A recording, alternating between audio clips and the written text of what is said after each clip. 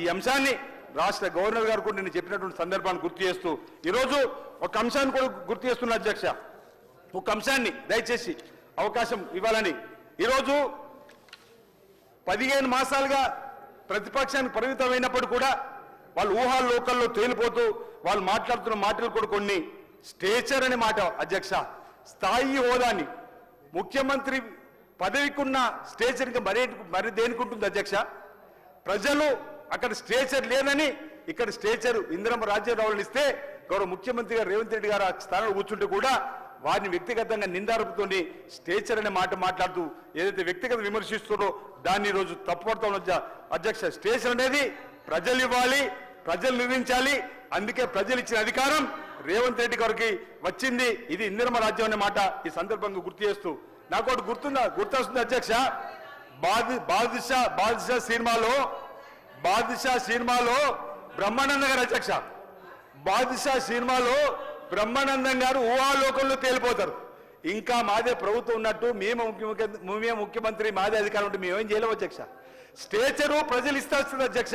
ఆ స్టేచర్ ఈరోజు మా ముఖ్యమంత్రి రేవంత్ రెడ్డి గారికి ఇచ్చారు అధ్యక్ష.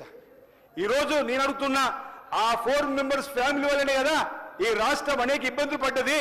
అలాంటిది మీరు మాకు నీతులు నేర్పుతారు అధ్యక్ష. ఈరోజు మీరు ఒకటంటే మీరు రెండంటే కూడా సిద్ధంగా ఉన్నాం అధ్యక్ష. దానికోసం ఈరోజు చెప్పడానికి కోసం ఏమనంటే కమిషన్ అంటున్నారు అధ్యక్ష. నిన్న రోజు మాట్లాడినప్పుడు commission Kakatiya, commission Kaleshwaram, commission mission Bhagiratha, commission చేపలు బర్రెలు గేదెలు, కమిషన్ ఈ కార్ రేసింగ్, కమిషన్ కరెంటు విద్యుత్ కొనుగోలు ఒప్పందం. ఈరోజు ఇంకో మాట కూడా అనవలసి వస్తుంది అధ్యక్ష. కమిషన్ కల్వకుట్ల కుటుంబాన్ని కూడా మేము అనడానికి కోసం 4 మెంబర్స్ ఫ్యామిలీ వల్ల ఇబ్బంది అయిందని చెప్పడానికి కోసం మేము ఏం వెనక్కి రాము అధ్యక్ష. మా ముఖ్యమంత్రి గారిని వ్యక్తిగతంగా నిందిస్తే మేము కూడా కమిషన్ 4 మెంబర్స్ ఫ్యామిలీ కల్వకుంట అనడానికి కోసం కూడా ఆ నలుగురి అవినీతి అక్రమాల వల్ల ఈ 7 లక్షల కోట్ల అప్పుకైన అంశాన్ని కూడా తప్పనిసరిగా ఈ ద్వారా తీసుకుపోతాం అధ్యక్ష. అరే 10 ఏళ్లలో తెలంగాణ తల్లి విక్రయం పెట్టారు, 10 ఏళ్లలో జయ తెలంగాణ అధికారంగా తీసుకున్నారు. తెలంగాణ పేరిట మాత్రం అధికారంలోకి వచ్చి ఈరోజు టీఆర్ఎస్ పార్టీని బీఆర్ఎస్ పార్టీగా మార్చుకున్నారు అధ్యక్ష. తెలంగాణ ప్రభుత్వం అధికారంలోకి వచ్చి ఈరోజు బీఆర్ఎస్ గా మాట్లాడిన రోజే అధ్యక్ష, తెలంగాణ రాష్ట్ర సమితి భారతీయ రాష్ట్ర సమితికి మార్చుకున్న రోజే తెలంగాణ ప్రాంత ప్రజల పేగుబంధం తెగిపోయింది.